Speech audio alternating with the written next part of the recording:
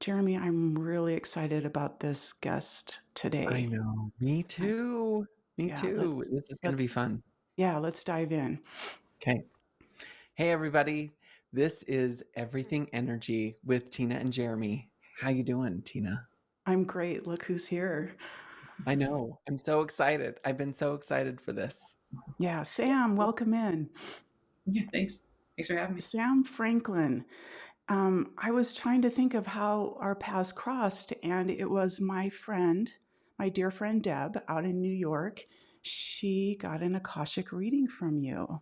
And she said, "Oh my gosh, I met this Sam in a group. I think it was a group, you guys were doing kind of some cool stuff together." And she says, "You're going to love it." And then I booked a reading. I think I booked a reading. I think I booked a reading with you. Yeah, that was awesome. I remember sitting online with you and I really enjoyed that experience. You're working with the angels and everything. And we know that you're more than that. And we really want to just dive in and see. I'd love for you. Maybe we can start off with you telling us what it is that you do and how you got into this work. hmm Yeah, so it's always hard because I feel like I'm two things at once. I'm a therapist and an intuitive life coach, and they're connected, but the journey, it's been interesting. So I got into therapy work just because I've always felt connected with people and feel like I've gotten the feedback. I'm a good listener. I always feel like I had like a sixth sense about people and just enjoyed the dynamics in like families and relationships. And so that got me into marriage and family therapy. And I did that. I've been doing that for like 10 years. And then I had this like spiritual awakening a couple of years ago after a difficult loss in my life and a hard time. And I kind of reevaluated a lot of stuff in my life. And I came across the Akashic Records. I did a past life regression. I just like dove deep into spiritual stuff and then ended up taking a course to work with the angels and the Akashic Records and loved it. Found like deep healing work in that and thought this is my jam. This is what I want to do with clients. And so now that's what I do mostly in individual work, but still in the therapy field. Anger, guilt, like a really big specialty of mine in both sectors. Yeah, I recently signed up for one of your anger workshops, and it really changed my perspective on the topic of anger. I had my own view of it in my own relationship with anger, and the people that you brought into that group, they were so open and so vulnerable and being just sharing. I didn't know anybody in the group but you, and I was really taken aback by the people that you gathered, the people that you attract, that community, and felt so safe. And I learned from them even. It was such a powerful little workshop that was so packed full of insights and perspectives I had never even considered before. Are you still doing workshops? Yeah, so I did the that workshop twice just to kind of get feedback, and I've done so many workshops and stuff on that topic, but never Mhm. in like a coaching space. So now I'm looking to redo that again, maybe make it a little bit longer, like add on an extra half hour. Mhm. There's just so Mhm. much packed into there. And I could talk about anger and guilt and all relationships like all day. So yeah, that's the goal, is to keep doing more of that. So why anger? Why is anger a topic that you're doing so much around? Yeah, it's funny. I think in life, sometimes things find us. Like there's things that we pursue, and then there's things that just somehow land in our lap. And that's kind of how I feel about the anger work. Because when I think back to my childhood and my upbringing, anger, I just didn't know how to deal with emotions. I didn't know how to deal with anger. And anger was something that felt scary and dangerous. And as I was doing work with clients, I didn't know how to help them. And I kind of felt paralyzed in this. And then I met a colleague who shared a little bit about a theory about anger. I was like, that's interesting. We ran a group together about emotions, and we've really gotten really close and created this whole like theory. And we're doing a workbook together on this stuff. And I found that when I understood anger, I felt empowered.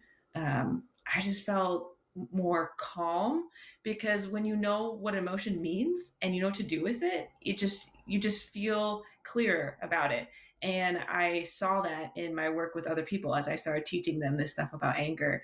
I could see like light bulbs go off, and just like things were shifting in their minds, and the world was changing and the relationships were changing. And I just really have enjoyed that work, and helping people, whether they're under angered or over angered. I think it makes the world a better place when we work on our anger. Wow, that's amazing. I love that. I've got a question. What's the Mhm. most surprising thing that you learned about anger in your research? I think that one of the things is like that not having enough anger is a problem, because when I first got into it, it was always so focused of like, if you have too much anger, it's a problem. Like you're causing problems in your relationships, you're probably getting in trouble with the law, or things like that. And then I started to realize, because I'm more under angered, and I was like, oh, it's actually a problem if you don't have enough and you're not speaking up enough. Wow, Mhm. that is surprising. I didn't know that. Yeah. I've always been a person that felt like they have too much anger. So Mhm. to hear that people are under angered, that's kind of surprising to me. Yeah, I think that this is why I love running groups or workshops with these two groups of people, because they learn from each other and they're kind of like surprised by the other group and being like, wow, that's so fascinating that you can just like speak your mind and you're not worried about what's like, you just say it. And the other people are like, I'm Mhm. so impressed by your ability to control yourself and not say something. And I think both can balance each other out. Yeah, Mm.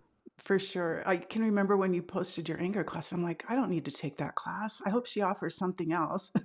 And then you're in the description, you're like, "Under angered," and I'm like, "Oh, that's a thing. That's Mhm. me." I've Mhm. got just I'm boiling inside. Wow. Yeah, a lot of Yeah. people say that, about my workbook, like when I've shared in my life that I'm doing this anger guilt workbook. And a lot of my friends, I think I tend to surround myself more with under angered people for whatever reason.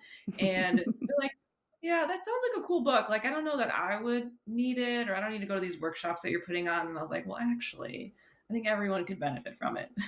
Yeah, speaking of your workbook, I Mhm, saw a post on your social last night. You were showing us these workbooks you're working on with your colleague, right? mhm, Do you mhm. wanna do you wanna mention that? I know it's, like, where you're at in that process. Yeah, we've been working on it for like probably like pre-pandemic. It's taken many forms, and then Wow. it finally landed on a workbook. Mm, Um, and something that's also been surprising in my work with anger that is related to this workbook is that you can't just focus on anger. Like guilt is the opposite side of the coin when we're talking about anger. And then there's mhm, also other stuff. Anxiety comes into play, shame. You talk about boundaries, communication. We have stored anger, we have stored guilt, stored shame, all this stuff. And so we put this all together in a workbook based on the groups that we've run over the years, so that people can do the full work. Because I mhm, think when people go and work on their anger, even in therapy, I think you're missing a lot of stuff. And then people still have anger problems and it's not really resolved because they're mm. not doing all these other things. So So it's a pretty big workbook. this is a workbook that I could buy for myself and just work on my own? Yeah, that was also like the intention when we wrote it. Is there's a client and therapist version, and so you could do it with a therapist or a healing provider or coach, but Mhm, hopefully you could do it completely on your own, because I know that it's hard to access services, for a number of reasons, cost being one of them, insurance, mm, and just availability. yeah, Like, Yeah. I want to teach other people how to work with clients around this, but I can't work with everyone and I can't teach everyone, and so the hope is it gets out there. mhm. That's Gosh, amazing. I hope it gets out there too, because you do great work.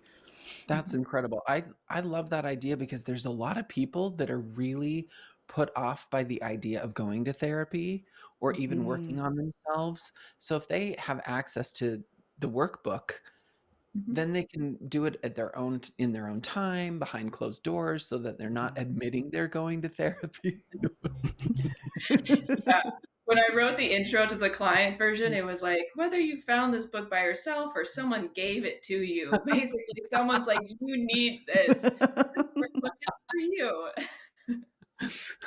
That's Now where awesome. can I purchase one? I have a friend. Because that's most of the people that are shown up in my anger groups in the past. They're like, one client said, use the word voluntold. Like, I've been voluntold to be here. Like, Oh, someone in my life has told me that I need to go. voluntold. Voluntold. That's amazing. I I love love that. Yeah. Oh my gosh. Oh my gosh, I love that. Mhm. Oh, um, Oh, go ahead, Jeremy.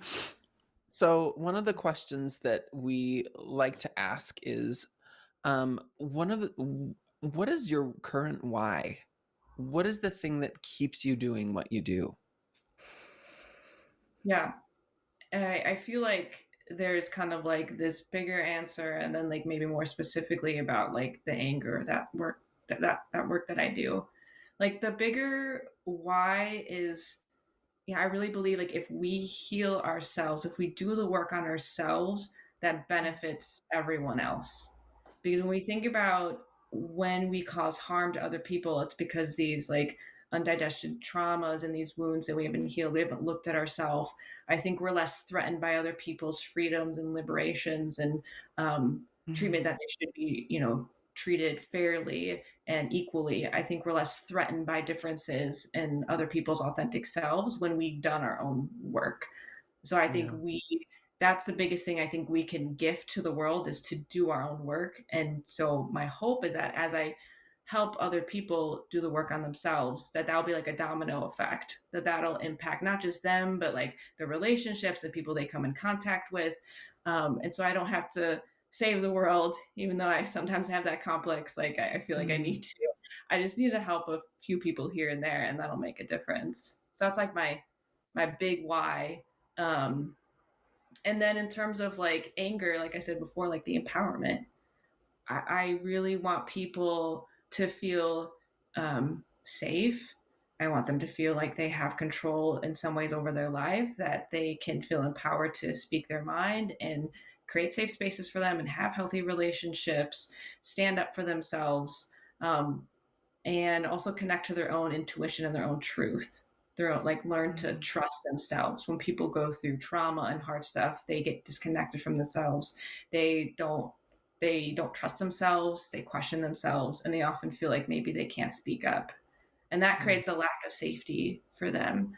Um, and so my hope is to help people connect to their own truths, their own knowing, their own intuition, so they don't need me anymore. Like, my goal is really so that people don't need me. Yeah. Mm.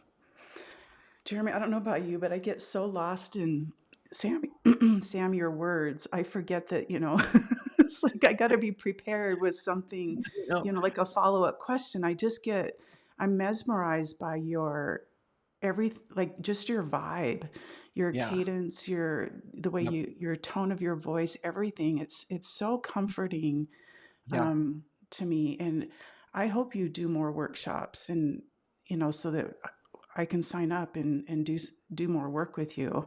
yeah. Um, uh, yeah, I kind of like want to go into a therapy session right now, honestly. It's like I want to talk about something that's really getting to me, but this is Well, you're probably not the. welcome to. We could do at some point. I could do a reading on air. I did that for a friend of mine who has a parenting podcast with another therapist, and so I did a reading for their relationship and on Oh, air. you That did. was fun.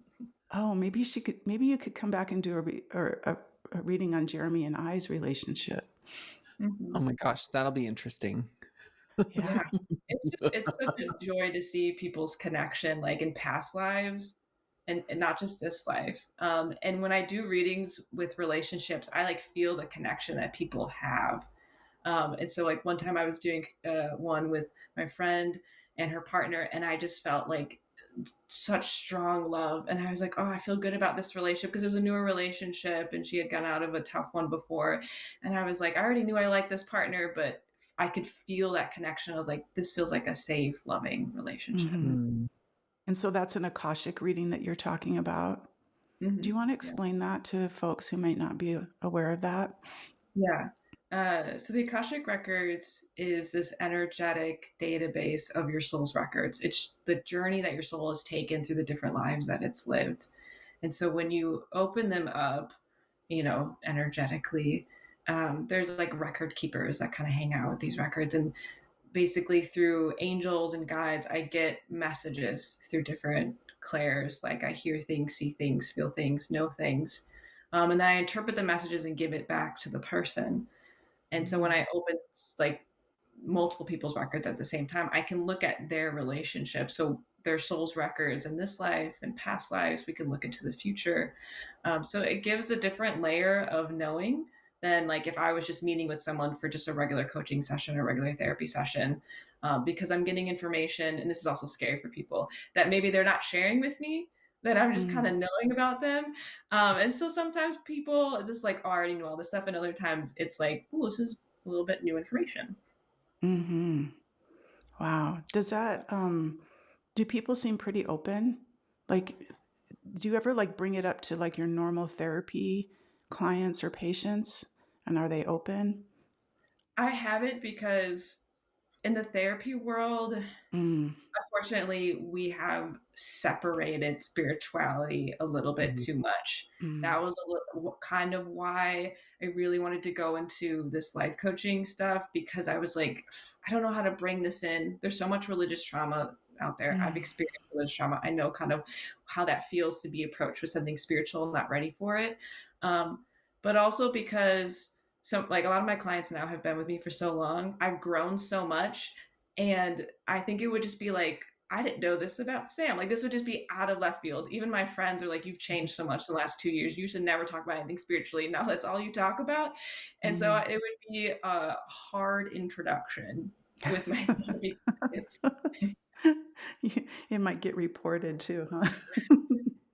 This therapist trying to push spiritual stuff on me. Yeah, but there's Wow. times in sessions where I just kind of I do listen to like my own guides and my own intuition, even in therapy, to let that guide where I feel like maybe something I need to share or metaphors kind of come to me that way, things like that. Mm. Are you hopeful that spirituality, or just seeing somebody is more holistic might, be a part of therapy in the future? Yeah, I do feel hopeful because I see big names in the field, especially in the trauma sectors, like sensory motor psychotherapy, internal family systems. I see some of these big names starting to name spirituality, uh, Mm. or have been for some time. And there's starting to be this new understanding of to really heal, you have to bring in something spiritual. There has to be something larger than yourself. Trauma really is about, I think, Mm. a disconnection from our spirit, from our soul, from our essence, disconnection from other people, from the world. And so to heal that, we have to get connected back to ourselves. We have to get Mm. connected to people. And I do think there's some type of spiritual process. It doesn't have to be religious, but Mhm.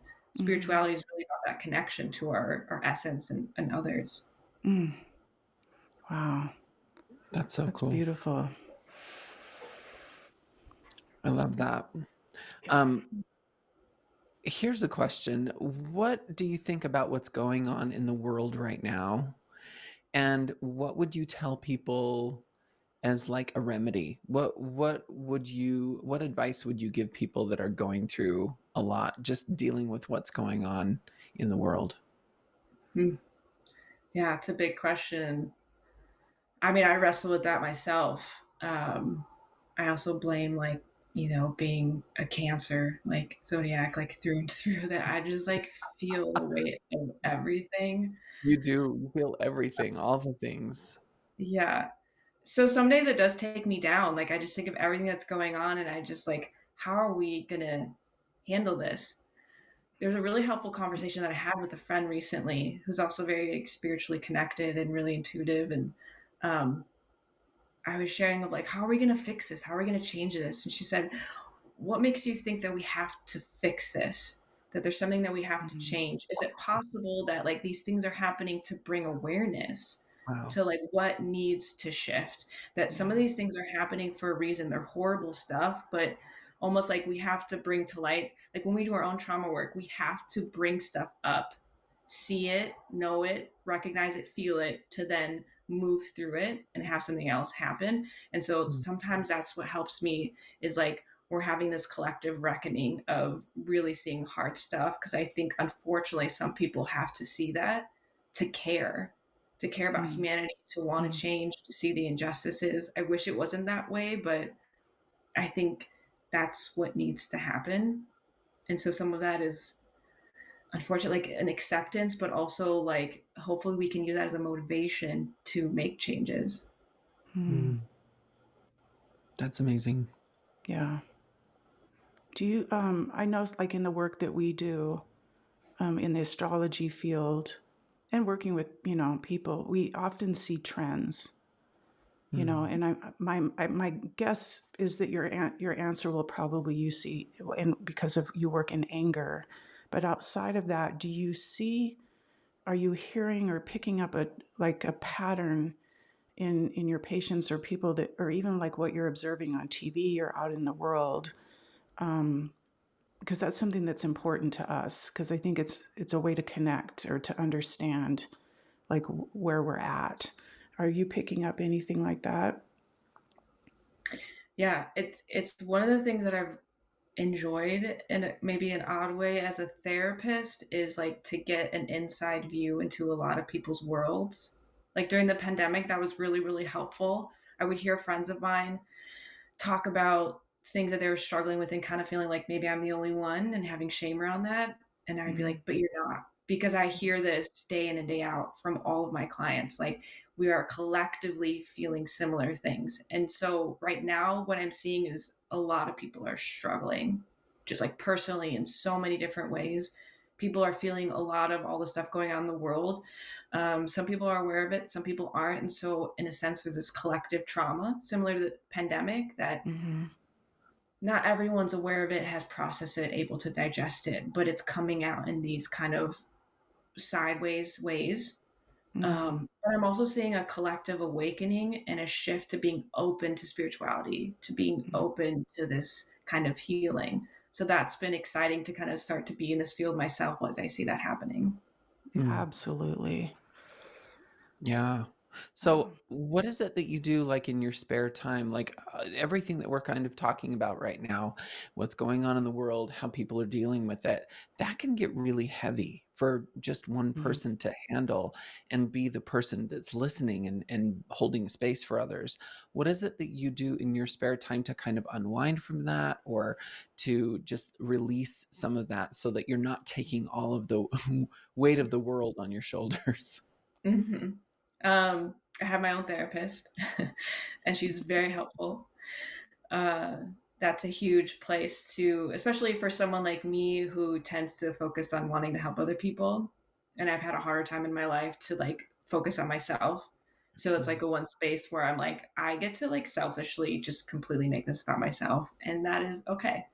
Um, and also my relationships, they have kept me afloat through some really tough times. And when I get into despair or I need different perspective, like even just what I shared about my friend giving me a different perspective of what's going on, like I need that from other people because I get Mm, really focused and in my head. Mm, Um, so time with relationships, therapy. I also do, meditation. I make sure to try to get some movement in, get some yoga to like, get all the kinks out in my bones and stuff as I get older and things don't move in the same way. Um, Writing, like creative stuff, and piano and music. Music is mm, huge. Like listening to cool. music. I listen to all sorts of music. It really like speaks to different moods that I'm in. But also like the other day I just wrote like a melody on the piano where when I feel like words aren't enough, I don't have language for something that I'm going through. mm. Music, and this can be with art, for other people, like it just speaks to something in my soul in a different way. And that gets things out. That's so cool. I'm Oh, glad that you have included so many different things in your world as Mhm. that kind of release, because I think that there's people that'll be like, "Oh, I go for walks and that's about it." Like mm. That's you me. need a multi that's Mhm. not you. You do other things. But then I don't walk when it gets cold and snowy, so then I don't have a go-to. So I've learned so much just sitting here. It's like I need different things to fall back on. Yeah, and I'm not So always good about this. Like, my clients will say, like, "I just feel like you have everything together." Like, and I'm like, "Absolutely not." Like, are there weeks where I was like, "I didn't really take care of myself," and like, I'm feeling it? Absolutely. Like, mhm, I could always do better at taking care of myself.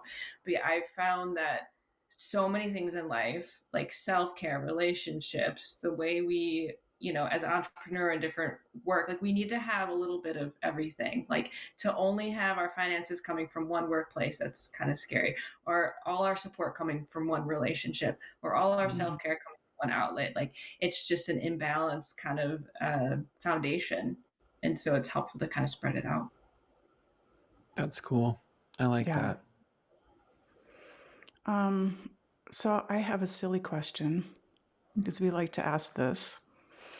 I don't know if you heard our first podcast, but it was kind of a get to know you, and so we asked each other questions. Like he didn't know what questions I was going to ask, and vice versa. And this was one question that came up, and we thought this would be fun to continue on. So, kind of shifting gears, if you were to travel back in time, now this is weird because you traveled to the Akash, which is who knows where, back and forth, and where there is no time. So if you could travel back in time or to the future, which would you choose? Mm. I think And back in time. I think the future, I don't really kind of want to know what happens. I think it takes away mm, the magic of like the unfolding of life, even though my Mm. control part would be like, I'd love to know what happens. But the past, and that's something like I watch like documentaries about past civilizations or things like I just am fascinated about how we've grown as a human society, as a civilization, and different things mm. that maybe we knew then that we actually don't know now. Like maybe we were more advanced back then. I would just love to travel back to like really old civilizations and see what it was really like. Is there an area of the world that you're, like, Mm. always attracted to, like, that you wanna go travel to? It's, like, always on your bucket list? I think Egypt. Mm. Ooh, Yeah. that would be interesting to see the pyramids. Hmm. Do you have a Yeah. place, Jeremy? No, not really. Really? I I don't consider myself a huge traveler. I would love to see Europe at some Mm, point, specifically Italy and England and Germany. Those are my 3 that I those are on my bucket list, but mhm. I've been to most of the places that I wanna see, and that isn't very many places. 'Cause it's my understanding that when you kind of have this, really, like, it doesn't an unexplainable connection to a specific area that you've never been to. Your family's not from there, you've never traveled, so you don't, but you're drawn to that culture or that period, like older, in the past, that it was probably another lifetime. It's Mm. another, it's kind of a bleed through, and it's kind of reconnecting you to that space. And Yeah. so, have you found that to be true, like in your readings? Um, well, one example that comes up is me telling someone that their past life was like being a captain on a ship, and they're like, "Oh, I've been so connected to sailing, and I don't know why. Like Mm. it just, I love that." And so like that's like one example. I don't think there's been a specific location. Sometimes I'd love to have a little more objectivity of my own records because sometimes it's hard to read myself. Like it's hardest to read me. I've always had a connection to like 1920s, 1930s, 1940s, like the music and that time period. And I've just always wondered if I've lived a life then. Hmm. Do you have a reading, like a powerful reading that there was such a strong connection or something that was really amazing, like for you, or an aha moment for your client that you could share with us, just to give us the kind of a taste of what that is? Yeah. Well, one thing that comes to mind is I didn't know that I was a medium. Like I could talk, I could like communicate with spirits on the other side until I was practicing on my friends when I was like going through the certification program. And so the first one came through, it was like someone's grandmother. And I was like, I don't know if this is real, but this is what's happening. And then I was like, maybe that was just a fluke. I don't know. And then I did another reading with a friend, and another grandmother figure came in. And I was like, okay, do I just have grandmother figures? Like, is this real? But this other one, like second time that happened, it was with a friend that was just going through a hard time um, and a divorce, and this was like someone that was connected more to her ex partner, and she had been feeling things like guilt. She was really connected to this grandmother figure, and they had a relationship. And now going through this divorce, she just had all these feelings and like, would this person judge me? Are they unhappy with my decisions that I've made, to end this relationship? And so this person came through, and some of the details I was given, it was like I couldn't have known this. Like there was like a specific gemstone that came to mind randomly, like jewelry, and she's like, "Oh my gosh, like that was the ring that she gave Mm, me." Like that had mm, that gemstone. And I was like, that's wild. So like that was really helpful. It gave her a lot of healing and a lot of closure of like, okay, this person still loves me and cares for me and is mm. okay with my decision. And I think that released a lot. So those types of readings where I can connect to spirits on the other side or just their records, and it gives someone a release of like, okay, I'm doing okay. I bet that's what most people are looking for, huh, is just to know that the love is there and we're still good. Mm-hmm. Mhm. Wow. And validation, just validating that you're on the right path and Mm-hmm. that everything's gonna be okay. Mhm. Yeah, like I said, like there's not always like a whole lot of surprises. What people often say is like, I kind of knew this to some degree, but it gives me reassurance that I know what I'm talking about. Like I know that these decisions are Mhm. right for me, and that's how I felt leaving my first Akashic record reading. It's like, okay, I had this feeling of like what was right for me in terms of work and my career, and things that I felt like it wasn't right for me, but I questioned it, and then when it was validated in the reading, I was like, okay, I know what that feeling feels like when it's like my soul feels like it's dying because that's the work that's not right for me, and when it feels Mm, alive, like now I know mm, that that's valid. mm. Mm. Wow. So, kind of closing up shop here, what is it that you have coming up? How can people find you, connect with you? You live in Minnesota. Do you Mhm. you work remotely, I'm assuming? Mhm. Yeah, So, I I how can do have my first like in person psychic fair that I'm doing mm, October 26th. And so that's exciting to just be able to provide services in person for the first time. and But that where's otherwise, that gonna be? yeah, Where's the that's in Minneapolis at the Lake Harriet Spiritual Community Center. Okay. So yeah, I'm really excited for that. But otherwise, like ongoing, I always have my monthly Akashic Record like group reading. Bring Mm, together a maximum of 10 people, do mini readings for each person. I really enjoy that. mhm, Um, and the big thing that I've been working on is a group coaching program that's around like stepping into your authentic self, really connecting into like who are you. It's basically built off this process that I've done to connect to my authentic self. When I was building it, I was like struggling with the steps and the different workshops, and I sat down with I think Archangel Raphael, and I was like, I don't know what I'm doing. Like what do I do? And he was just like, breathe, just like walk yourself back. Like what were the steps that you did? And those are the different workshops that you can do. mm, And so then hmm, and then also I have paired with at least one or two archangels per workshop to kind of help me build it. Like again, like sitting down, almost like in my mind, I kind of have these like conversations as if they were in the room with me and just kind of helping me brainstorm, I guess. And so that's going to be mm. a 6 month program I hope to launch either later this year or early next year. And so all of those are on your website? Yeah, Okay, so we'll be sure to include a link. samintuitiveflows.com. Yeah, I'm also on Instagram and TikTok. So that's where people can find me. Okay, I'll grab those links from you and, make sure that we share those. Do you have any more questions, Jeremy? No, I think this has been so nice. Thank you so much, Sam, for Mhm. sharing your time with us today. Yeah, Yeah, thanks thank you. for having me. This has been a treat. Yeah. Yeah, connect with Sam, join her workshops. You won't be disappointed. You get a lot. So thank you so much, and it would be so fun to have you back and do a reading, don't you think, Yes, let's Jeremy? do it.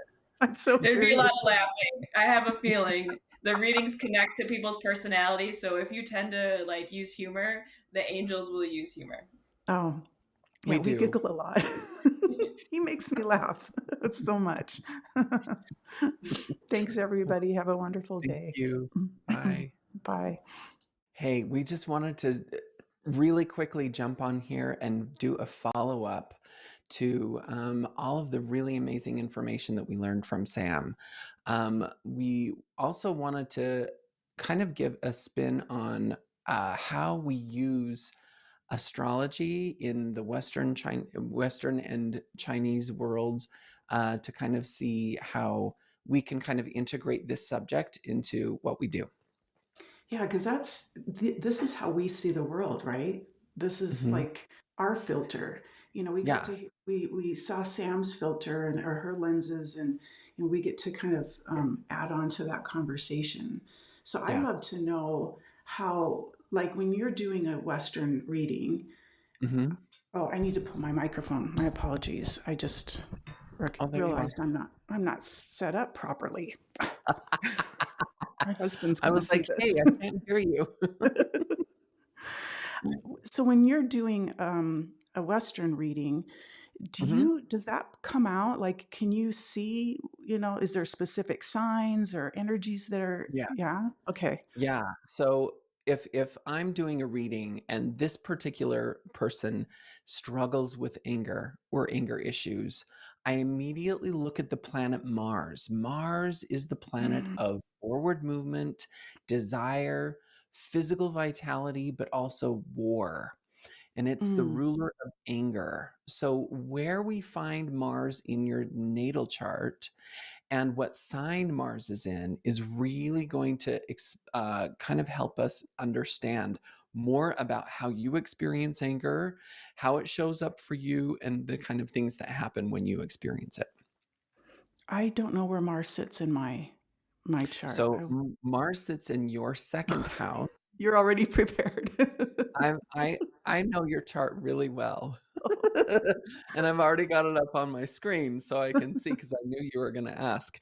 Um, but yeah, I think what I'd love to do is just give a really quick a couple of words, keywords that help us to understand. So if you've Okay. got your natal chart there, for those watching and listening, get out your natal chart and I'm just going to go through each of the signs with where Mars is Mm. and what sign Mars is. So the first sign in the zodiac is Aries. And this is actually, Tina, this is your Mars is in Aries. And they Oh. call this a dignified planet. So this is when a sign is at home in its own sign. It feels Mm. comfortable. It's going to be the host of the party. It can clean. It can cook. It loves to sleep in its own bed. This is where Mm. it feels the most comfortable. Aries is the sign of quick action. So when we're thinking in terms of anger, anger comes on really quick for people with Mars in Aries. And Mm. one of the things that you've told me over the years, anger is one of those things that you don't enjoy feeling. And I'm guessing that when you were younger, anger was very easy for you to immediately kind of pick up and be like, okay, rage against the machine, right? And over the years, you've been able to kind of temper that, right? Mhm, mhm, And in your chart with Mars being in Aries, it's comfortable. It's okay to express its anger. It wants to hmm, express its anger. hmm, So what I tell people with if you have Mars in Aries, don't sequester your anger. Don't push it down. You need to do mm, something to get it out of your body, whether that's going for a walk, screaming really loud, punching a pillow, get it out of your body because the more you push it down, the more it's just going to bubble like a big mm, volcano that mhm. comes out. Okay, And good Aries advice. is a fire sign, so it's very explosive, and anger is kind of an explosive kind of emotion. The next Mhm, sign is Taurus. Taurus is an earth sign. It's very slow and steady. It's very different than Aries. Aries is quick, Taurus is slow. But Taurus is an earth sign, and Taurus is very well known for being the stubborn one in the zodiac. So those that have your Mars in Taurus, you're going to go really stubborn. Like you're not going to budge.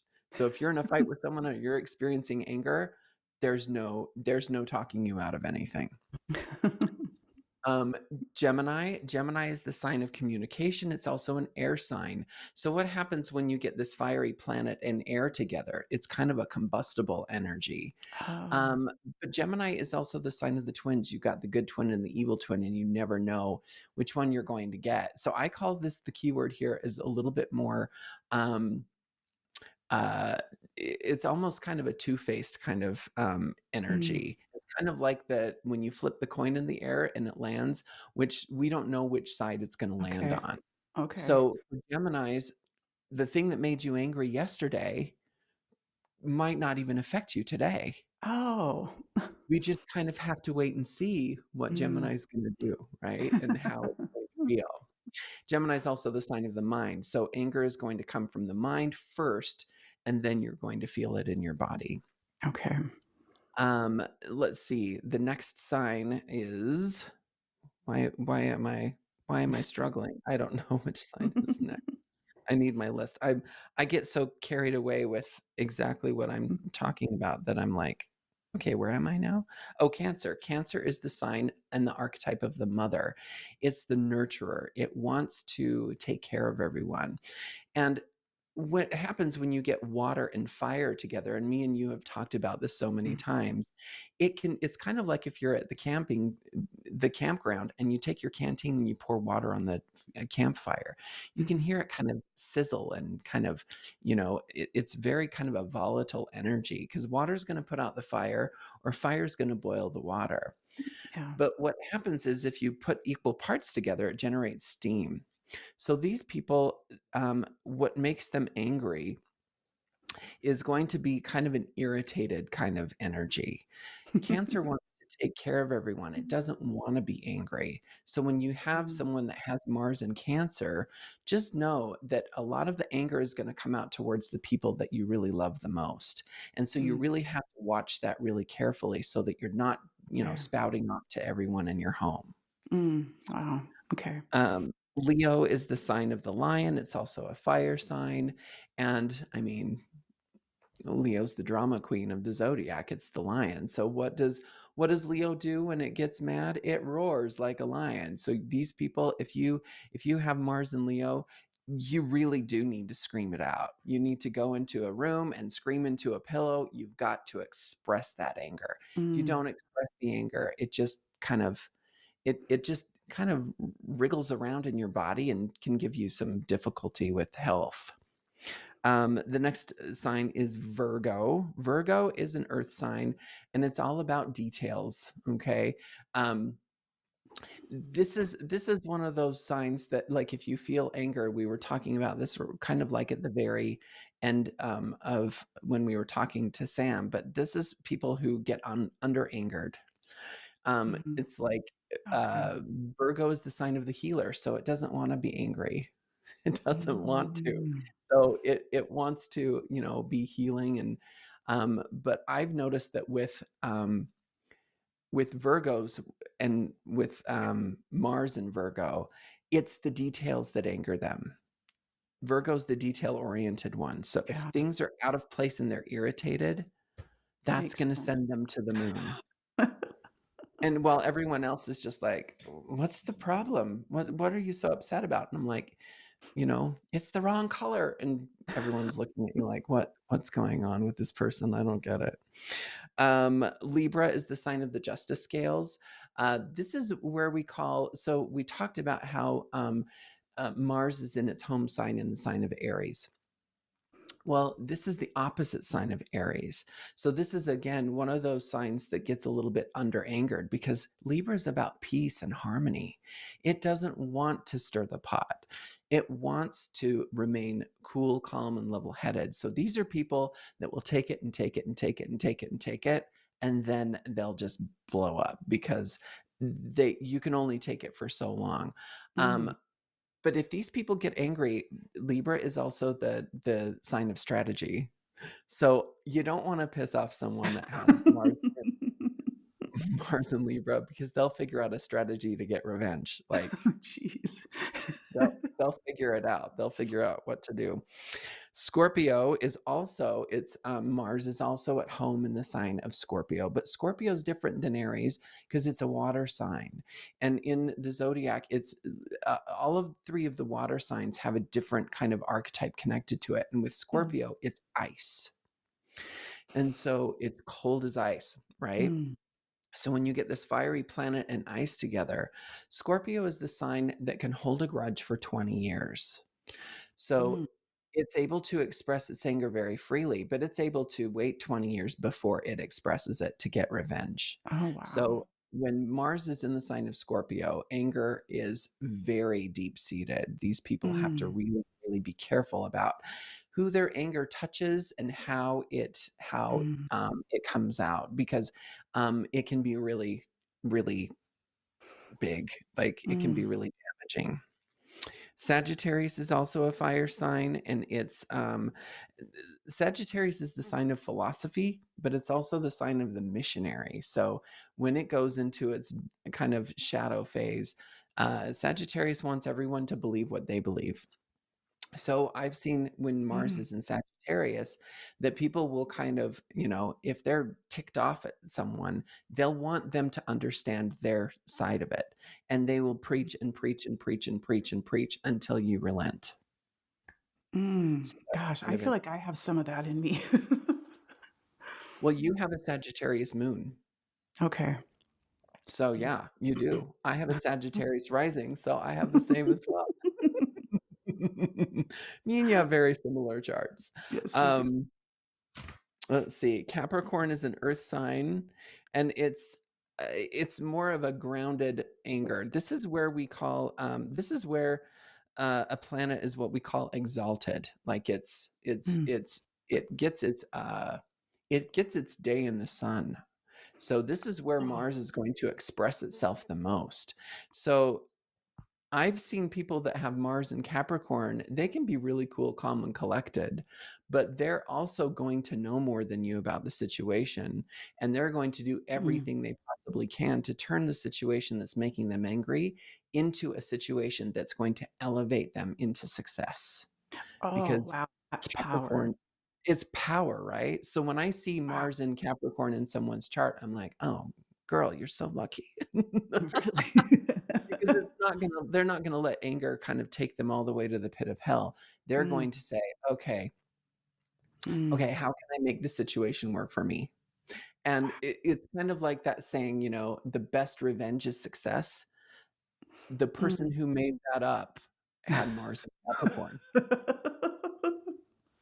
So, they may be angry at you, and they might not show it in their face. They're just figuring out a plan to Yeah. use this situation to elevate them and make them successful.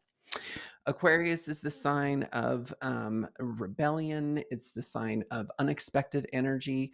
So when Mars is in Aquarius, this is unpredictable. We don't know what's going to anger Aquarius. Usually it's injustice towards people and the collective, injustice towards groups that are being attacked. Aquarius wants to, fight for the underdog, and it wants the collective to be okay. So, whatever Aquarius can do to rebel, that's how they're going to experience anger. That's the thing that's going, or the catalyst that's going to take them Mhm. further in their anger process. And then finally we have Mars and Pisces. This is where my Mars sits. And Okay. Pisces is the sign in the zodiac. It's a water sign, and it's the sign that is the sign of endings. And again, here we've got this volatile energy of water and fire. So it's a very irritated energy. But Pisces is also the sign of no boundaries. Mm, So when I see someone that has Mars and Pisces, these are the people that really need to work out their anger issues. I'm one mm, of them. And I've spent years and years in therapy trying to work on these things. But when you have no boundaries when it comes to your anger is mm, boundless. mhm. Yeah. It has it will travel the farthest across the earth to reach its destination, right? So, I've had to really learn some skills to kind of hone in that energy because Mm, it does have a tendency to have a far reach. So, if you do mm, have your Mars in Pisces, therapy is a great thing. mm, Therapy is a wonderful thing because it helps you to kind of realize, okay, I can expend a lot of energy on this emotion, or I can focus the energy in a different direction so that I can mm, get life done. mhm. Yeah.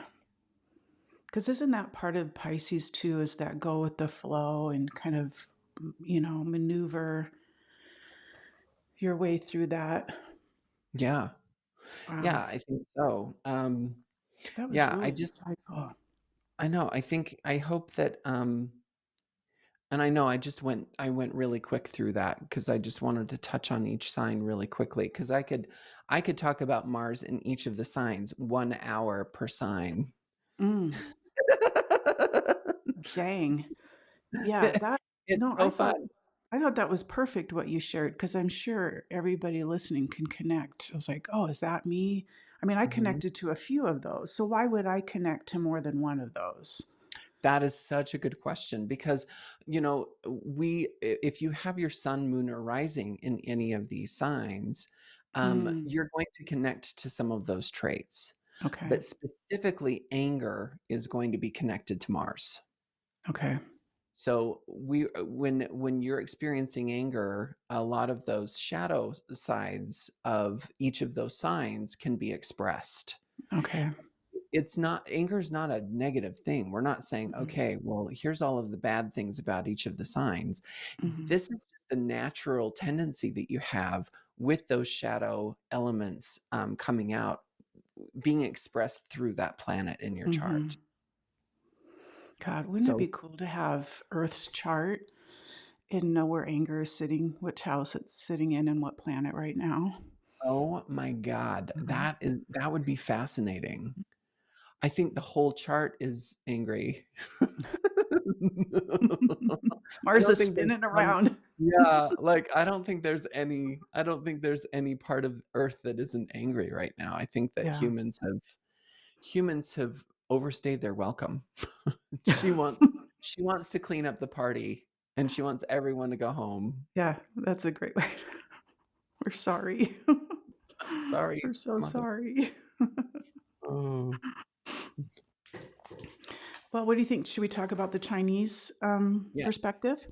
Yes, Okay. absolutely. So where we're gonna find anger when we're looking at Chinese astrology and feng shui is the wood element.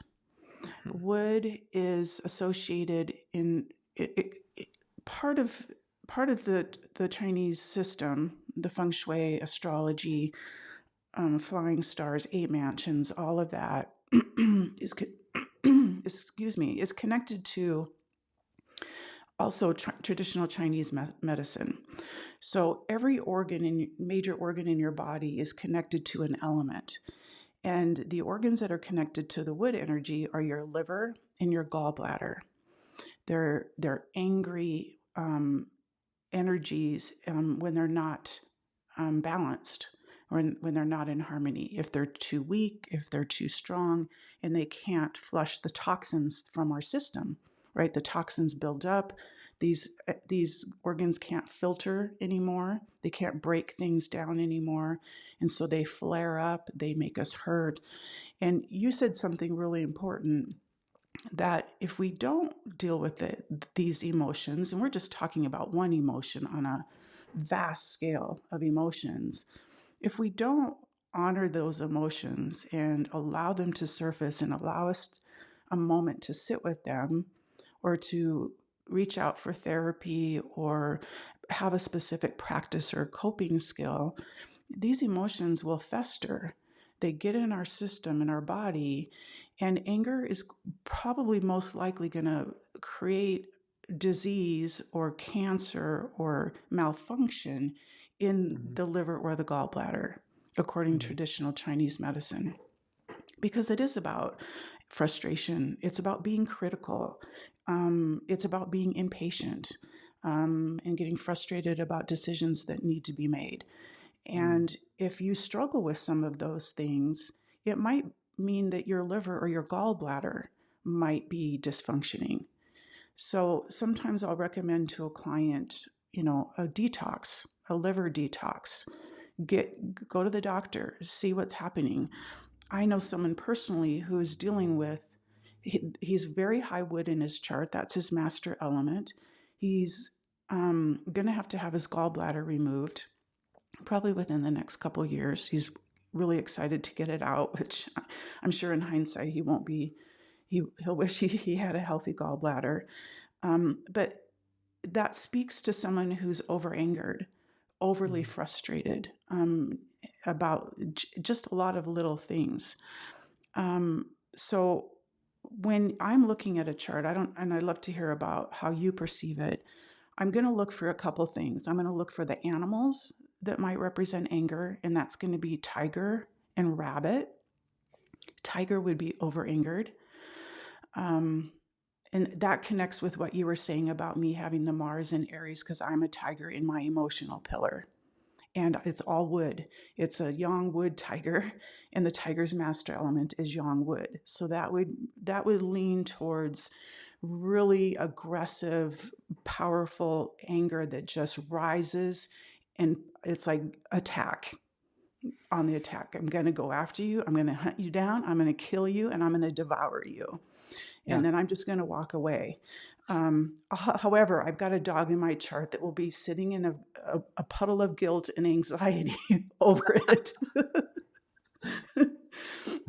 But and where the rabbit would be under angered because it's more Mm. of a passive animal. It's more soft and compassionate and tender and wants diplomacy and wants to take care of things versus the tiger, which is the war, the symbol of war. Yeah. Your take on the rabbit and the tiger? Oh my gosh, that's so interesting because Pisces, my Mars in Pisces is kind of, again, kind of a um more of a submissive energy rather than dominant. And Mm, the rabbit is more of a submissive energy. And I have a rabbit in my chart, mhm. and it's in my mind pillar. So, one of the things that drives my husband crazy is we'll be driving down the street and I'll have road rage and I'll be screaming at the person. And he's like, "Why don't you honk?" And I'm like, "I don't want them to know." So a lot of the anger that I have inside of me, I don't actually ever tell the person about Mm, mm, angry at them. mhm. I just scream out loud to get it out of me, and most of the time, they're never going to see it or hear it or feel it, because that rabbit doesn't want to fight. The rabbit wants to run away. Yeah, yeah. But I think over the years of therapy, my therapists have said, "Maybe you should write this person a letter because you need to get it out of your body, out of your Mm, system." But that mhm, little rabbit is just like, "Oh my god, what are they gonna think of me if they know how mhm. mad I am?" You know? Yeah, there's a So lot of hesitancy behind the rabbit mhm. to be assertive and to kinda Yeah, put themselves out. yeah, which is Yeah. funny because your Mars is in Aries and mine is in Pisces. So Aries is Mhm. more assertive, aggressive, and Pisces is more Yeah. Now, this yeah, doesn't mean to say that how you were raised, the generation you were raised in, yeah, that's gonna play a part of it too. Because huge, when huge part. I took Sam's anger class, I took it because like, "Oh, I'm under angered. I'm not an aggressive person. I get very frustrated about things, but I don't speak up. I don't, I wasn't raised to have a voice and to stand my ground and to counteract what somebody is saying. Mm, So that was my upbringing. That was, that period. And that's why I'm going to therapy so that I can find my voice and so that I can stand up to injustice and things that I think are not okay. yeah. Because there's that stuff that's happening out there that, I wish I felt more empowered to step up. Mm, So yin wood, yin is a smaller energy, where yang is a more, it's a big energy that's really unmanageable. So of course yang would, and a lot of it is going to be more angered, where yin would be more under angered. So over mm, angered, under angered, and you can see that percentage in your element wheel. So if you've had chart readings done by us, go pull your chart and look at your element wheel and find the wood. Is it below 20%? Is it above 20%? Actually, is it above 30%? If it's above 35%, we're leaning into yang over angered energy versus if it's like 15, 12 and a half, 0%, it could be under. Now, where this might manifest, aside from the liver and gallbladder, is also your eyes. Mm. headaches, your tendons, your menstrual cycle, and any liver related disorders. Mm. So those are correlated with your emotion of anger. How are you navigating? How are you using anger, expressing anger, responding to anger?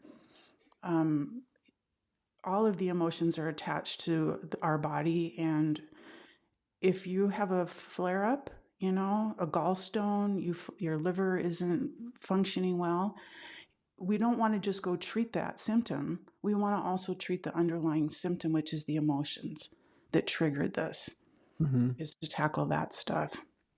What do you think? Yeah, I think it's spot on. I was just looking at my chart as opposed to my husband's chart. I've got really low wood in my chart, which again is I guess that more under angered kind of energy. I've got a lot Mm. of yin energy in my chart, yin wood. Whereas my husband's chart, he's got 40% wood and a lot of it is yang. Mm. So it's kind of funny because my husband is not, I would not Mm. consider my husband an angry person. But, I've seen him get angry, and when he gets angry, he gets scary. Yeah, And he he doesn't shook hold the neighbor. back. Yeah, yeah, he does not hold back, whereas Yeah. I'll hold back because I know there's no bounds to my anger. Mm. Once it's unleashed, it can go and go and go. But yeah, so it's kind of an interesting thing. This is an interesting conversation because I love to see, when we're doing readings and people can say, "Hey, where do you find anger in your chart?" or "Where do you Mhm. find sadness or depression?" There's always a place where we can find that Yeah. information. Absolutely, and it could be the year, there could Mhm, be really high wood in the chart for the year. It could be yeah, the 10-year luck pillar that you're moving in that could be mhm, giving you a lot of wood energy. It could be yang wood with also like a tiger or a rabbit sitting there that could yeah, just really amp up. The other place I wanna bring in some feng shui is if you feel like you're dealing with some anger issues or somebody in your house is, I invite you to go to the east area of your house.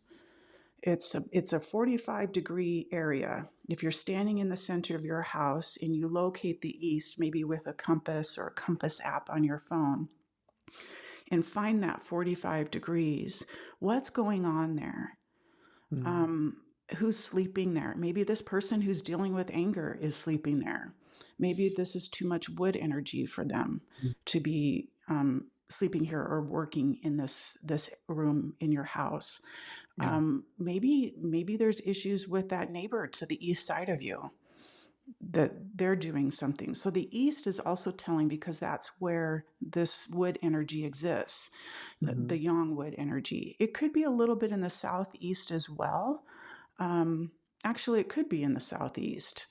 So look at yeah, the east and the southeast sectors to see what the health is of that space.